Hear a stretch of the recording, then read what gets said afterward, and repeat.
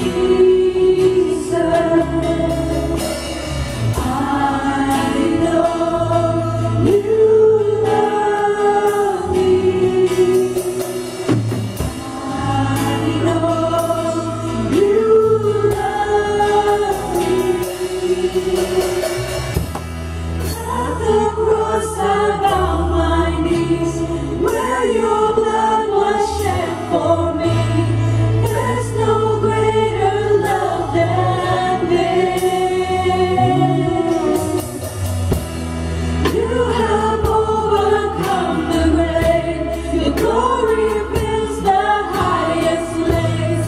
What can separate me now?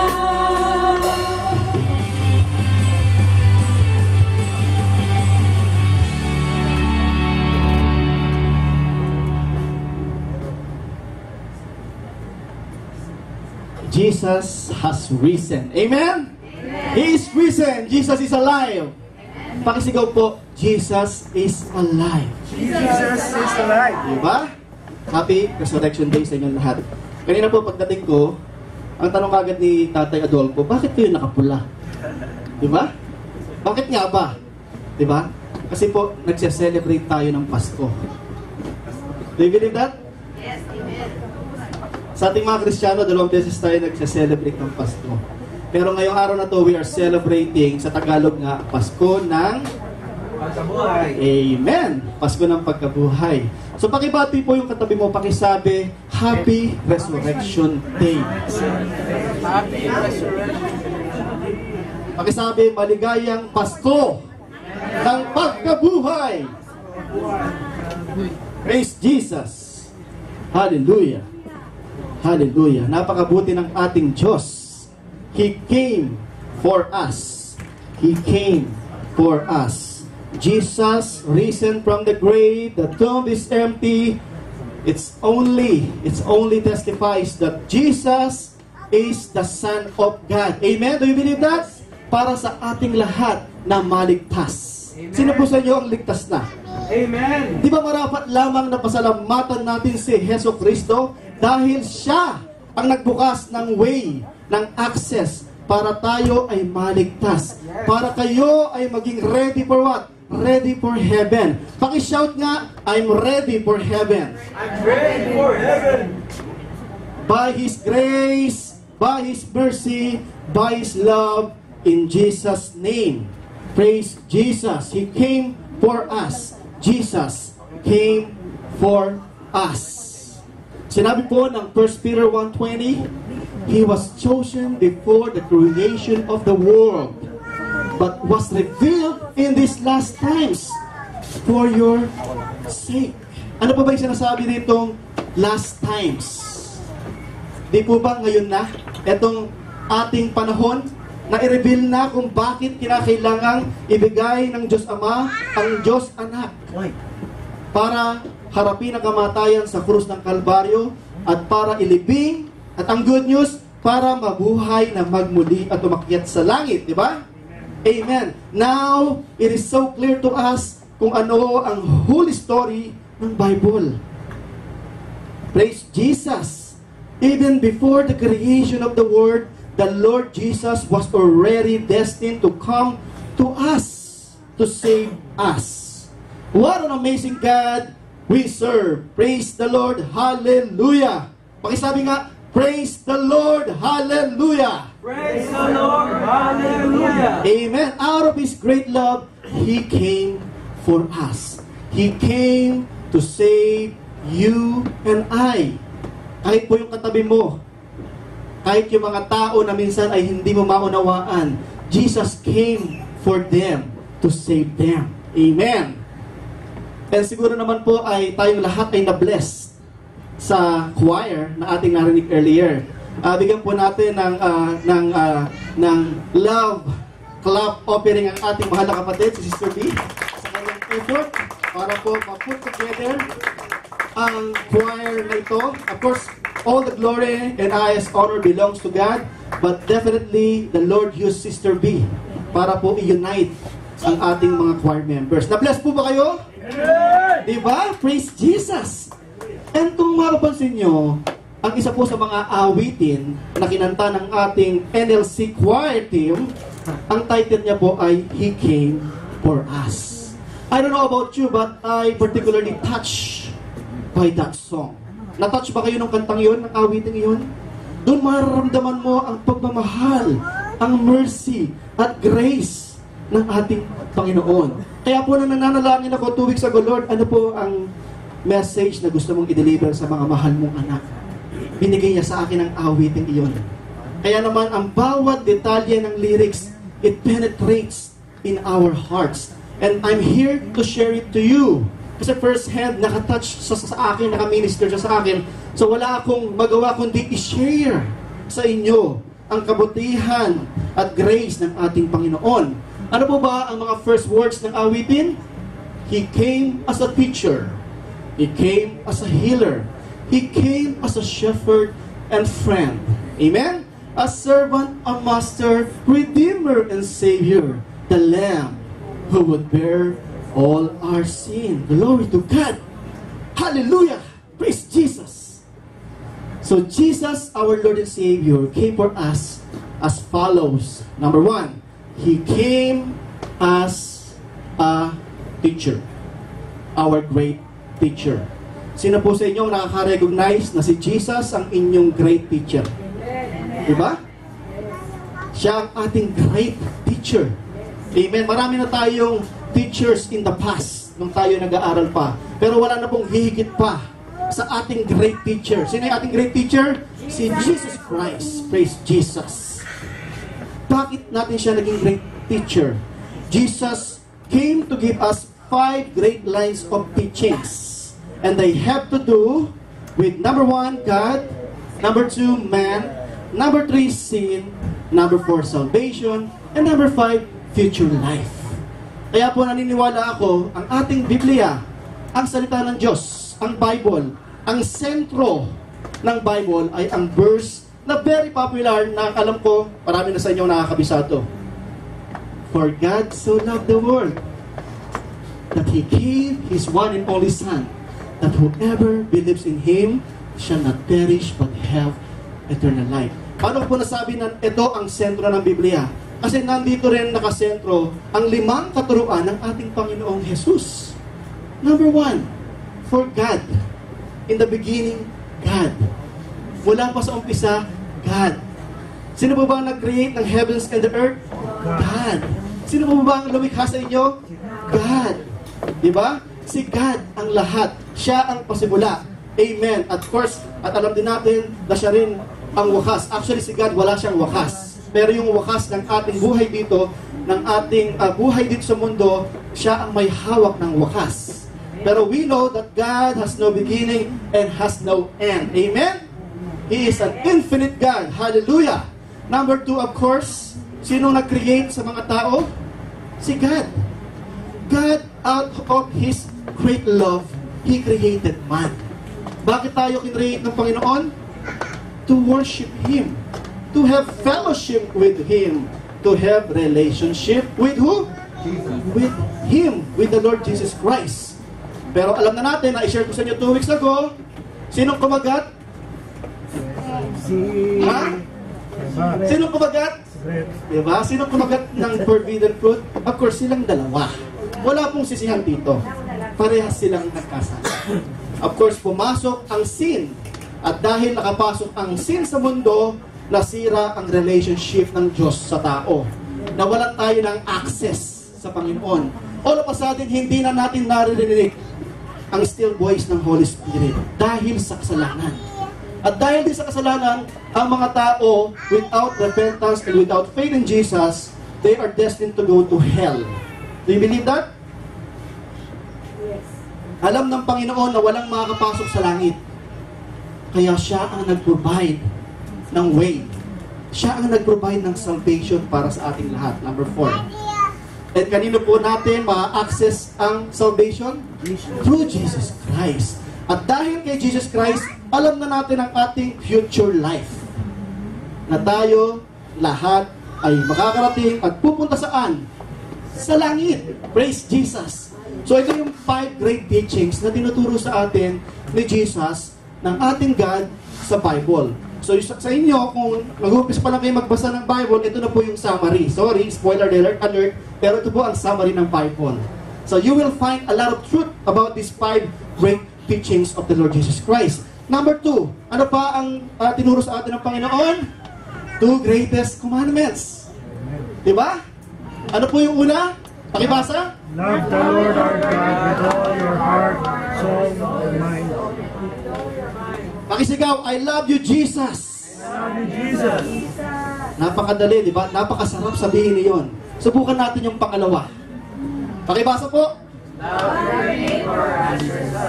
Pakisabi sa katabi mo, I love you with the love of the Lord. Pakisabi sa mami mo, I love you with the love of the Lord. Pakisabi sa daddy mo, I love you with the love of the Lord. Hallelujah! Praise Jesus! Diba?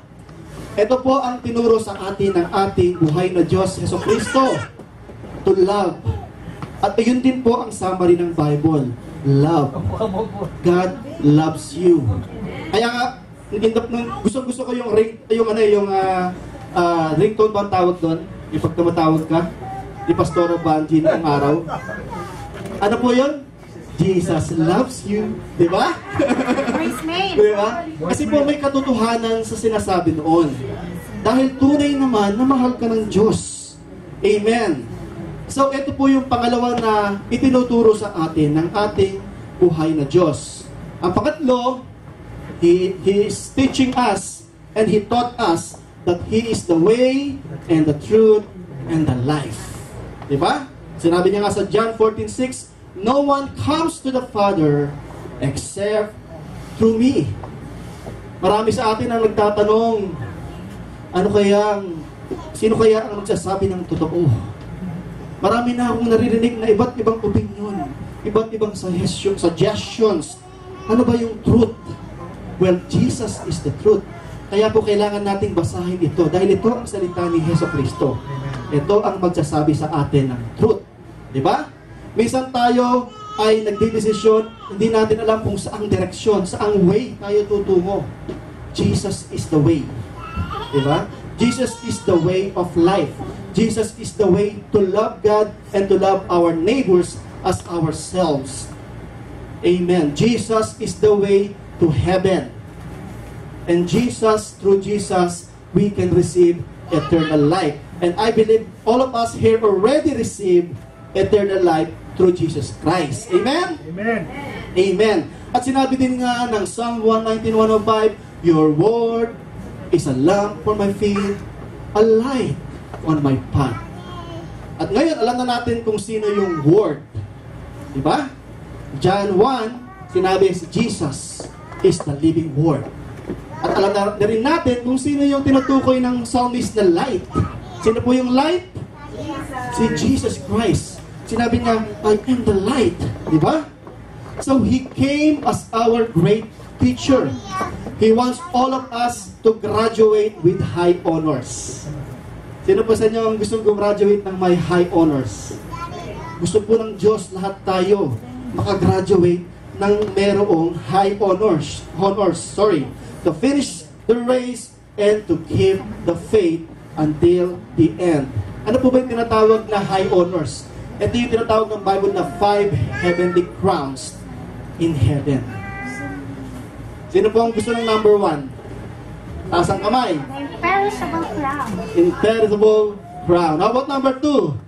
The crown of rejoicing. Di ba? Number 3, the crown of righteousness.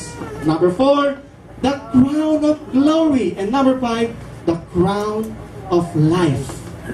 So, ang nais po ng Panginoon ay ma-receive mo ang mga crowns na ito. Ang gusto ni Lord, pag-graduate mo sa buhay na ito, meron kang high honors. Diba? And by the grace of God, He is the kind of teacher that He will also tell you and teach you how to get these honors. Diba? Meron siyang binibigay na life principle. Kaya ang ating teacher, napaka-spoiled tayo eh. Ito yung teacher na nagpapa-exam, pero ibinibigay na yung sagot. Diba? Ang tanong, tatanggapin ba natin yung sagot at i-apply sa ating buhay? He made these crowns available for all of us. Do you want to receive these heavenly crowns? Yun ang tanong. Then put your faith to our great teacher, the Lord Jesus Christ. Sinabi niya sa Luke 6:40, the student is not above the teacher, but everyone who is fully trained will be like their teacher. The scripture says, ng mga kanyang mga estudyante o ang kanyang mga disipulo, dapat merong teachable hearts. Sino po sa inyo ang disciple ni Lord? Amen.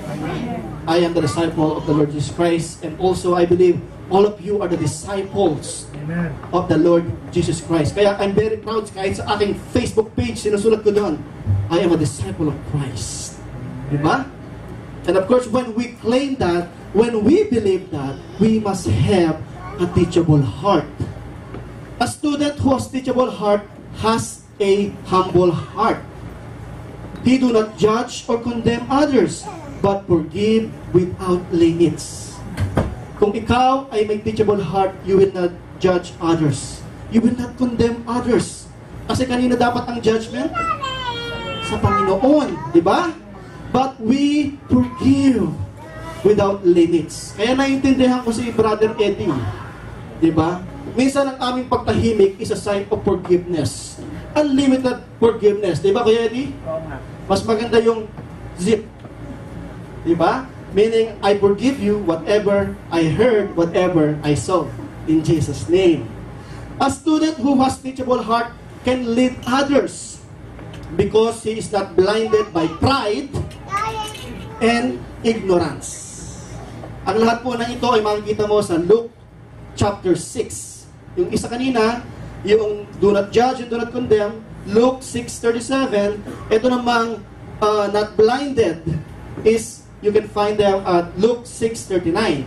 And then sa Luke 6:41-42, sinasabi doon that a student who has teachable heart do not look at the speck of sawdust in others' eyes. Instead, he pay attention to the plank in his own eye. Bago natin makita ang kapitbahay, tignan muna natin ang ating mga sarili. Tama? Kaya we must fix our eyes on Jesus. Huwag tayong tumingin sa nakapaligid sa atin. Tumingin lamang tayo sa ating Diyos. Kasi siya ang magpuprovide ng miracles. Siya ang makakapagpabago ng tao. The Lord has great promises for a person who has teachable heart. Sino po ulit ang mga students ni Lord? Taas ang kamay. Sino ang kanyang mga disipulo? Meron siyang pangako para sa iyo. At sinabi nga doon kanina, kung ikaw ay merong teachable heart, di ba? Ikaw ay magiging fully trained and you will be like their teacher, or you will be like the great teacher, the Lord Jesus Christ. Ito yung tinatawag ng Bible na to become Christ-like. Di ba? Then yung binasa kanina ni Sister Lorlene, dahil nga, kung babasahin mo yung Luke 6, ito po ang context noong Luke 6:38 kanina. Di ba? Give, and it will be given to you. A good measure pressed down, shaken together, and running over will be poured into your lap. For with the measure you use, it will be measured to you. Kung tayo po ay nagbibigay ng ating offering at hindi ka rin naman makapagpatawad, sayang po yung offering. Hindi mo rin marireceive ang promise na ito. Kung ikaw ay nagbibigay kahit na $1 billion sa simbahan, pero kung panay naman ang pangkukondena mo at pagja-judge ng ibang tao, wale, sabi nga ni Sister Kenny, paliwala, your labor is in vain.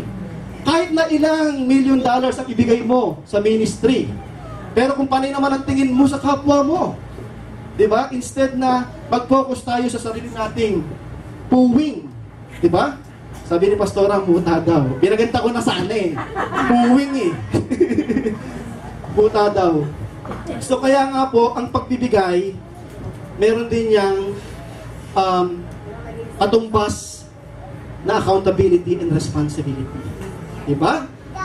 You must have a pure heart. And we all know that we cannot do it alone. We need the power of God. We need the power of the Word of God. We need the power and strength of the Holy Spirit. And He is faithful and just. Diba? Ibibigay niya sa iyo ang inihiling mo. Basta magkaroon ka lamang ng teachable heart. Amen? Amen. So ang challenge ngayong araw na ito, do you have a teachable heart to receive His promises? Diba? So number 1, He came as a teacher, our great teacher. Number 2, He came as a healer, our great physician. Diba? Sinabi ni Lord sa Luke 5:31-32, "It is not the healthy who need a doctor, but the sick. I have not come to call the righteous, but sinners to repentance." We inherited our spiritual sickness or sinful nature from Adam and Eve. But by the grace of God, Jesus came to heal our spiritual sickness. Kaya po mapapansin nyo yung mga bata pa lang, para bagang normal na sa kanila ang magsinungaling. Diba? Normal na mainggit. Hindi po natin masisisi ang bata. Sisihin po natin ang ating ama't ina, si Adam and si Eve. Diba? Sinong kumagat uli? Parehas. Diba? Parehas silang nagkasala. Diba? At tayo, minana natin yung kanilang sinful nature. Kaya nga, without Jesus, everyone is subject to eternal death as a result of sin. Everyone needs salvation. Diba? Kasi sinabi ng Romans 3:23, "For all have sinned and fall short of the glory of God." Sinabi rin ng Romans 6:23, "For the wages of sin is death, but the gift of God is eternal life in Christ Jesus, our Lord." At sinabi naman ng Romans 3:10, "As it is written, there is no one righteous, not even one." Kaya kapag may nagsasabi sa inyo na righteous ako, without Jesus righteous ako, nagsisinungaling po ang tao na yun. Dahil lahat ng tao nagkasala. Diba? Sino po sa inyo nagkasala itabas? Lahat tayo. Kung hindi mo kaya itaas ang kamay mo, sorry to say this, but nagsisinungaling kapag sinasabi natin na hindi tayo nagkasala. At ang Panginoon, ang simpleng pagkakasala ng pagsisinungaling versus pagkakasala ng pagpatay, sa mata ng Diyos, parehas lang. Sa impyerno pa rin ang punta. Diba? Pero dahil mahal tayo ng Diyos, ibinigay ang kanyang nag-iisang anak, Jesus Christ. So through Him, we can be forgiven. At hindi lamang para mapatawad ang isa nating kasalanan, pero para mapatawad ang lahat ng ating mga kasalanan.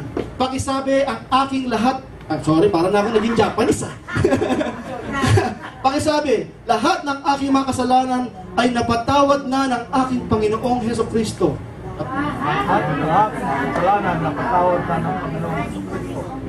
Praise Jesus! Hallelujah! Praise Jesus! Ito po ang dahilan kung bakit kinailangang harapin ng ating Diyos ang kamatayan sa krus ng Kalbaryo. So, through His death and resurrection, we can be healed from our spiritual sickness. He loves you very much and He wants to forgive all of your sins. He wants to give you the assurance of salvation. Sa mga taong hindi pa tumatanggap kay Jesus Christ as Lord and Savior, sa mga nanonood sa video, ito po ang tanong sa inyo. Would you call upon His name? Would you genuinely repent your sins and put your faith in Jesus Christ? Mahal ka ng Diyos. Sinabi ng Romans 5:8, "But God demonstrated His own love for us in this. While we were still sinners, Christ died for us." Paki-proclaim, "Christ died for me." Christ died for me. Christ died for me. Diba? Out of His great love for me. Kasi ayaw niya akong makapunta o mapunta sa impyerno. Ang nais niya ay makapiling ko siya saan? Sa langit.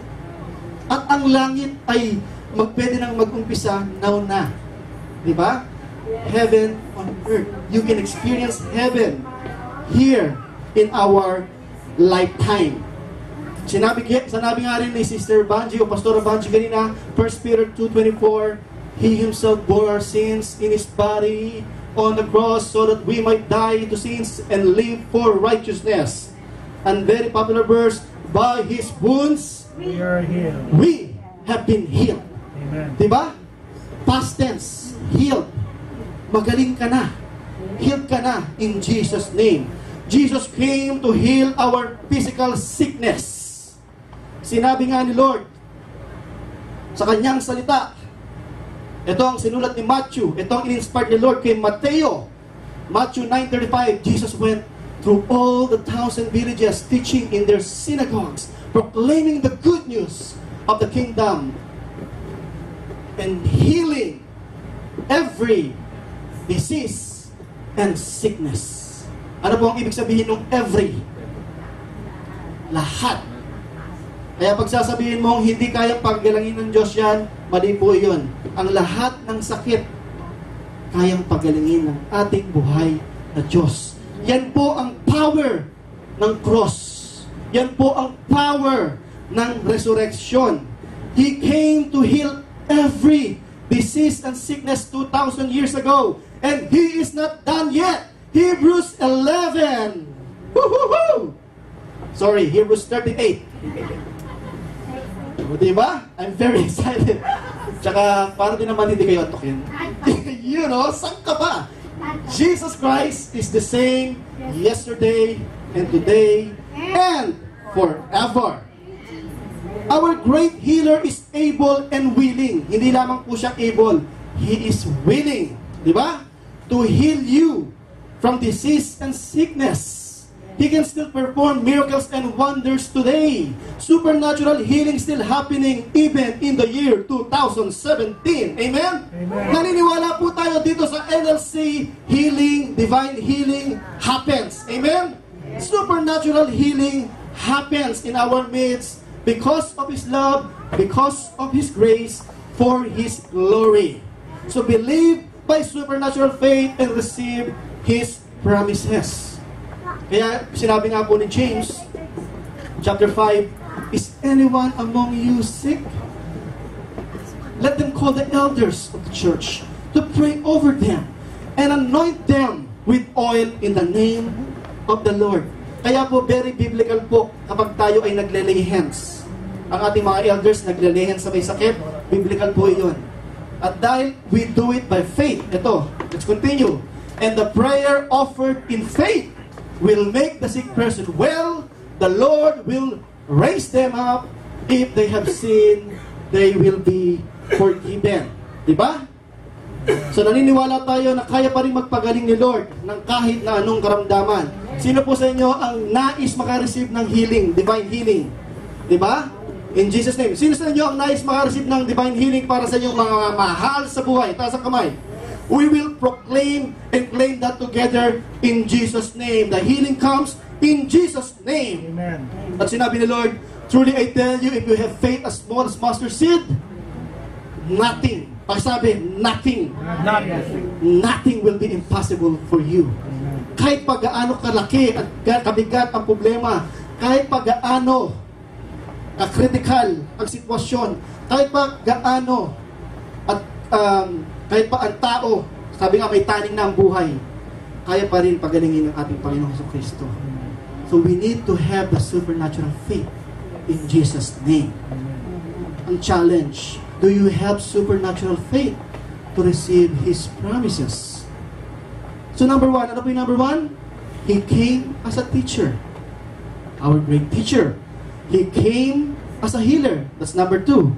Our great physician. And number three, He came as a shepherd and friend, our great provider. Diba? For those who accepted Jesus as personal Lord and Savior, He calls you a friend. So, na may gawa ng langit at lupa ay isang kaibigan. Diba? Kaya nga sabi ni Israel Newton, I'm a friend of God. Diba? Gusto ko pag si Pastor Emil ang kumakanta nun, talagang buhay na buhay. Pero sa Philippines, naririnig ko, minsan daw, siyempre, makakanta ng, I'm afraid of God. Hindi po dapat ganon. Di ba? Dapat, I'm a friend of God. Pero maganda po roon, kahit siyempre, para sa ating tenga parang mali, pero sa puso ng tao, alam niya ang sinasabi niya. So para sa Panginoon po, yun ay nakakalugod pa rin sa Kanya. So we do not judge, just for the sake of conversation.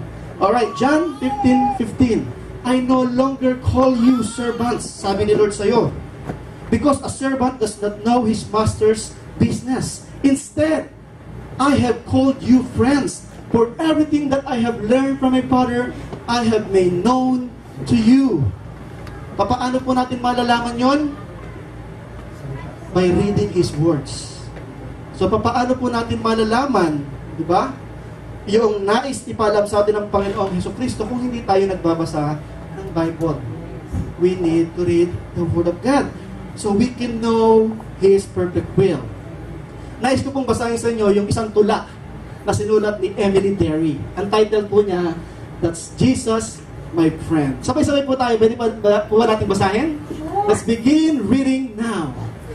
Would you have a trusted friend who'll stand by you to the end, who will be there constantly, never mind where you may be? That's Jesus, my friend. Would you have someone or other, one much closer than a brother, a sister or a mother, one who never minds the bother?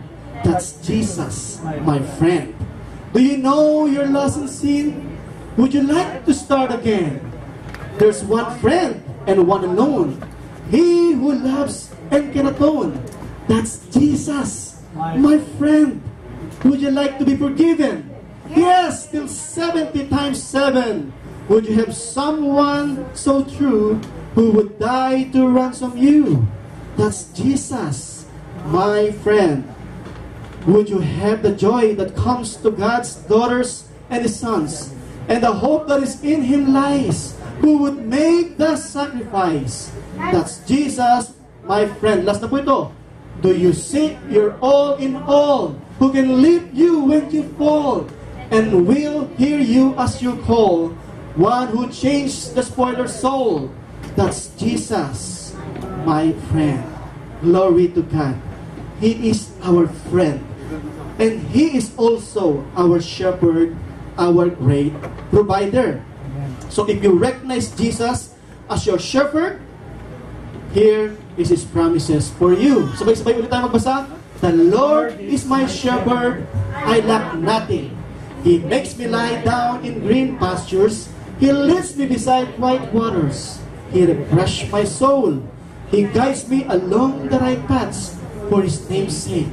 Even though I walk through the darkest valley, I will fear no evil, for you are with me.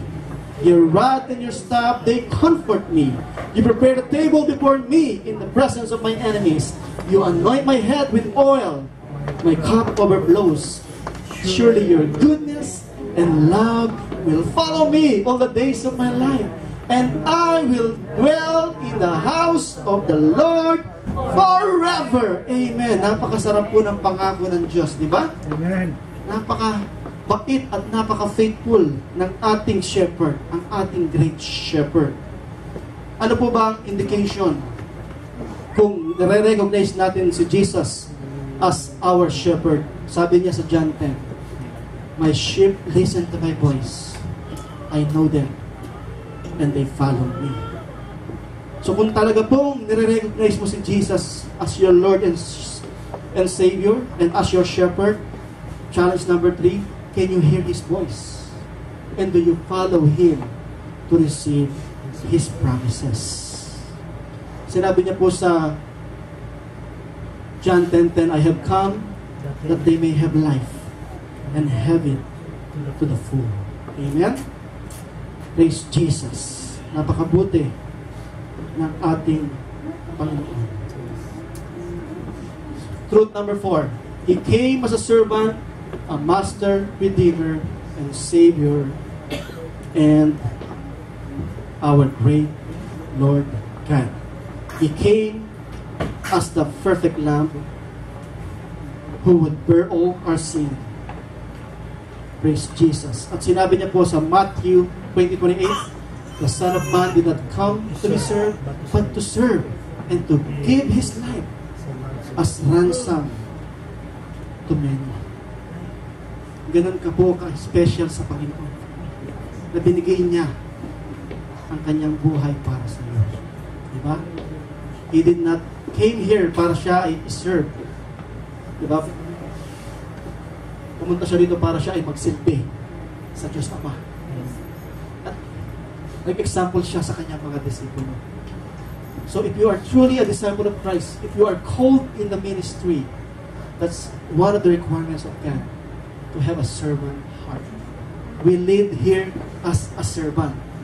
We do not lead as a boss. Di po ba? Hindi ko sinabi natin kailangan gawin nila. Di ba? Instead, we must keep praying for them. We must lead as example. Di ba? May power ang words kapag ka nauna ang action. Di ba? So I encourage you to be like Jesus, a servant. A servant, and also, sabi nga ni Pastora kanina, as a friend who are willing to love unconditionally. So think about this. Meditate on this right now. Jesus came only to be betrayed and disowned by His own disciples. Jesus came only to be accused, spit on, and struck by the chief priest and the whole Sanhedrin. Jesus came only to be mocked, ridiculed, insulted, and crowned with thorns by the Roman soldiers.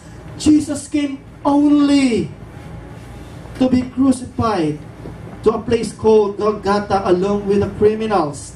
Jesus came only to die in pain and agony at the feet of the cross of Calvary. Jesus came because He believed that you are worthy to die for. Amen. He loves you so much. Jesus is the Son of God. Jesus is the Messiah. In Matthew 27, the scripture illustrates to us the death of the Son of God, the Messiah. It was 3 o'clock in the afternoon. Darkness came over all the land. Ganun po kadramatic ang pagkamatay ng ating Panginoong Jesucristo. It was 3 o'clock. Do you wonder kung bakit nung kabataan ka, every 3 o'clock na lamang sa Pilipinas, may mapapanood ka sa TV? 3 o'clock habit. Yun po ang ibig sabihin noon. They are commemorating ang pagkamatay ng Panginoong Jesucristo. Pero we as Christians, we are commemorating at the same time, we are celebrating. Amen? Kasi alam natin na kahit namatay si Lord, siya ay nabuhay na magmuli. At ito po ang sinabi ng Matthew 27 verse 51 to 52. At that moment, the curtain of the temple was torn into two from top to bottom. The earth shook, the rocks split, and the tombs broke open. Hindi po ma-handle ng mundo ang pagkamatay ng anak ng Diyos. Kaya po nag-shaken ang ground. Diba? At sinabi rin po doon, when the centurion and those with him who were guarding Jesus saw the earthquake and all that had happened, they were terrified and exclaimed, can you explain this too? Surely, He was the Son of God. Do you believe that Jesus is the Son of God? Amen. Do you believe that Jesus is the Messiah? Amen. Matatapos na po ako. Salamat. Praise Jesus. Pwede po bang i-ask ko ang praise team na tumayo sa ating platform? Sabi po ng katapusan ng awitin kanina, yet millions have wondered what could have brought Him down from His glory above. There's only one reason, one explanation. He came for us. He knew our helpless condition. He cared that we would be lost. He waited the cost of the mission. He saw the cross. Praise Jesus. Then He gave such mercy and grace and love. And He came for us. Para gusto kong awitin The King of all heaven, eternal and holy, has humbled Himself for my gain. Do you feel this? The lyrics? And nothing would keep Him from dying to save me. A debt I can never repay. So I join the countless who can't be silent. Even the words aren't enough. Forever and ever. Come on, let's sing together. He came for us. Jesus came for us. Jesus came for us. Jesus came for us. And we all know the story. Jesus conquered the grave. Diba? He conquered the grave. He conquered the grave. We are celebrating Easter today because we all know that Jesus conquered the grave. He is the Son of God. He is the Messiah. Praise Jesus. Alam na natin ang tinuturo ng mga religion. Alam na natin na si Buddha, buhay pa o patay na? Diba? Si Muhammad? Diba? Confucius? Sherwin, Joseph Smith? Patay na. Diba? Felix Manalo? Diba? Ron Hubbard is dead. George Russell is dead. And even Moses is dead. All of them are dead. And they remain dead in their grave. But our Lord and Savior, He is alive. He is alive. Sino po sa inyo yung ready na tanggapin yung pangako ng Diyos? Diba? Sino sa inyo yung ready? Pagod na makipag-rest din sa Panginoon. Pagod nang tumakbo sa calling niya. Yung ready na kayo ng new beginnings sa buhay nyo. Yung ready na kayo na tanggapin yung pangako niya. Yung lahat ng pangako niya. Are you ready to receive all of His promises? Are you ready? Are you ready? Kumakatok po sa pintuan ng inyong puso ang ating buhay na Diyos. Do you want to receive all of His promises today? Ang tanong, papaano? Papaano? Ang sagot, open the door of your life and receive Jesus Christ as your personal Lord and Savior. 99% po ng nandirito tumanggap na kay Kristo. Amen? Alam na natin na simple na yun. Pero minsan, ang problema nandyan pa rin. Diba? Minsan, sino po, who is with me? Minsan, parang gusto na natin sumuko. Diba? Alam mo po itong bato na ito? 2,000 years ago, siya ay tinanggal na ng Holy Spirit. Minsan ang problema, yung bato, pilit pa rin natin iginamit. Diba? Huwag na po natin ibalik ang bato. Binasag na po ng Diyos ang bato. Ito yung bato ng worries. Ito yung bato ng anxiety. Ito yung bato ng unforgiveness. Binasag na po yung Lord. At yun ay papunta ng faith. So if you are ready to receive Jesus as your Lord and Savior, and if you are ready to commit your life again to the Lord Jesus Christ, this is the day for you to have the new beginnings. The same power that God, Jesus, raised Him from the dead is the same power that is dwelling in you. Diba?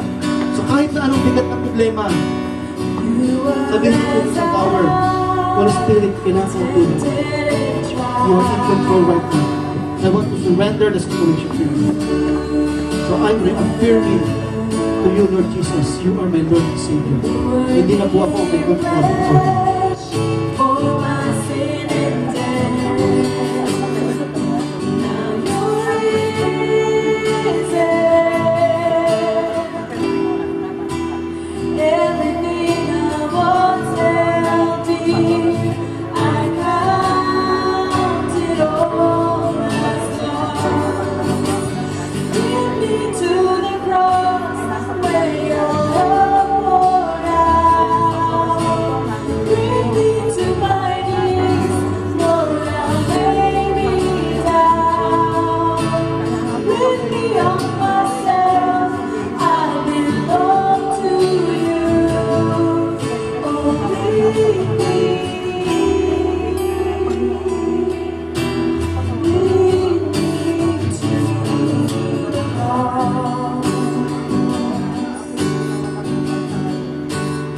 Right now, in Jesus' name, Revelation 3:20 says, "Here I am, I stand at the door and knock. If anyone hears my voice and opens the door, I will come in and eat with that person and they with me." Right now, I believe in my heart that if you only gonna close your eyes, if you will only listen carefully, if you will only open your heart, God is speaking to you right now. There are things in the past that bothers you. There are things in the past that hindering you to receive the promises, the blessings. And the Lord will remind it to you right now in Jesus' name. Close your eyes. Listen attentively. The Holy Spirit will speak to you right now. He will remind you the things that you need to repent right now, to ask for forgiveness right now. If you want to receive all the promises, listen, listen, listen right now.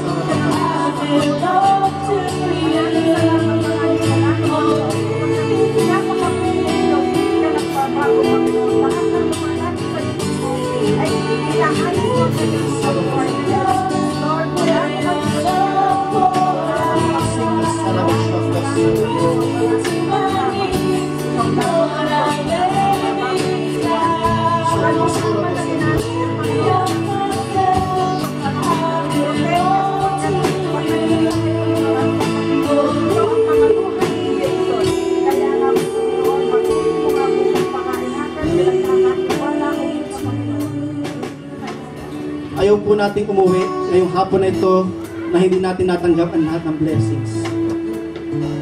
Sister, do you accept Jesus as your Lord and Savior? Okay? So you want to commit or recommit or affirm your life to the Lord. Meron ka bang prayer request?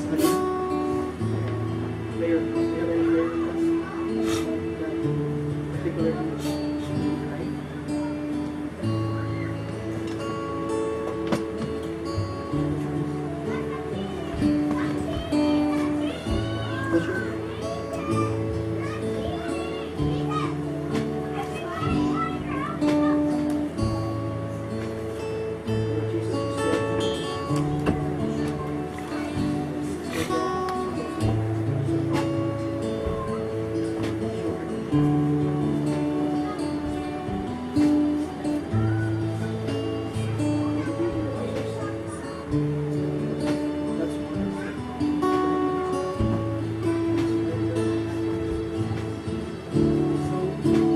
right?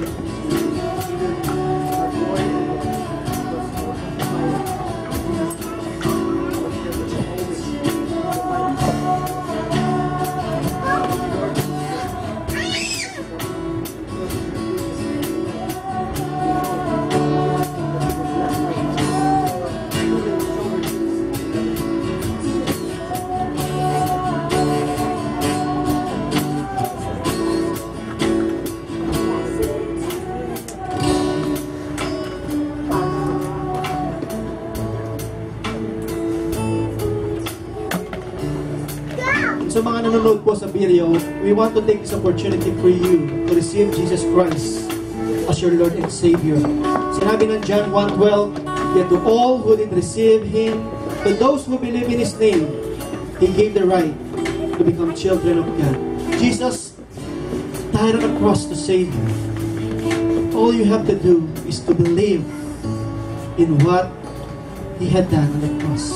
Sinabi ng Romans 10:9, if you declare with your mouth that Jesus is Lord and believe in your heart that God raised Him from the dead, you will be saved. So you need to declare with your mouth right now. We will lead you in prayer right now. So pray with us. And sa lahat ng mga nandirito po sa ating simbahan, kung nais mong i-reaffirm ang buhay mo kay Panginoong Hesus Kristo, kung nais mong tanggapin for the first time Jesus Christ as your Lord and Savior, pray with us. I'm gonna lead a prayer right now. Take this opportunity of new beginnings, fresh start. Take this opportunity to be born again in spirit. I need you. Thank you for dying on the cross for my sins. I open the door of my life and receive you as my Savior and Lord. Thank you for forgiving my sins and giving me eternal life. Take control of the throne of my life. Make me the kind of person you want me to be. Lord Jesus, in the past, for those who accepted Him as personal Lord and Savior, today, Lord God, we are in unity in prayer to reaffirm our faith in you and our commitment to you. Panginoon, mula po sa araw na ito, sinusurrender na po namin ang lahat sa inyong will, sa inyong plano sa aming buhay. Kayo na po, Panginoon, ang bahala sa aming buhay. Kayo na ang bahala sa aming mga marriages. Kayo na po ang bahala sa aming mga anak. Kayo na po ang bahala, Lord God, sa aming mga mamahal sa buhay. Some of them, Lord, we are worried too much. But this time, Lord God, we will begin to trust you, that you are in control, that you are sovereign. Lahat po, Lord, ng aming pinagdadaanan, mga problema, sitwasyon, problema sa relasyon, problema sa financial, problema sa kalusugan, Lord, lahat ng klase ng problema ay itinataas na namin sa iyo. Because you are God, and you are sovereign God. You are in control. And like your Son, Jesus Christ, we are now surrender everything to you. When He surrendered His life at the feet of the cross, Lord God, it's an example for us to follow, that now, right now, we surrender everything to you. Because you are God who is faithful God. Hindi niyo po binibigo ang inyong mga pangako. Lagi niyo pong pinufulfill ang lahat ng inyong promises. And today, all we have to do is to trust you, to trust your perfect will, to trust your perfect timing. And your will be done in our lives. We recommit our lives to you. In Jesus' name, we declare and we pray. Amen and amen. Praise Jesus. Hallelujah. Palakpan po natin ang ating Diyos. Praise Jesus. Hindi pa po tapos ang ating celebration, di ba? Ang ating pong children's ministry ay nais tayong offeran ng isang special number. So, pasensya na kayo, medyo na-extend ng konti, but of course, this is a day of celebration. Everybody, bigyan po natin ng clap opening ang ating children's ministry.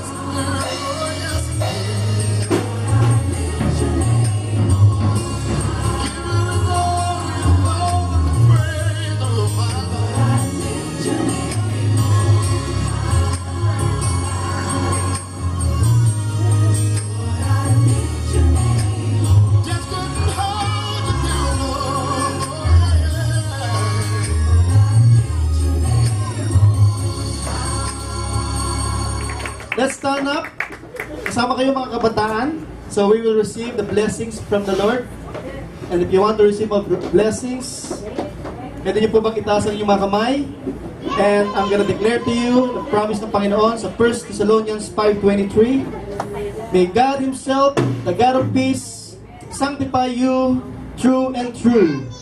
May your whole spirit, soul, and body be kept blameless at the coming of the Lord Jesus Christ. At pangako niya rin sa 1 Timothy 1:17, now to the King eternal, immortal, invisible, the only God, be honor and glory forever and ever. In Jesus' name, amen and amen and amen. Glory to God. Hallelujah.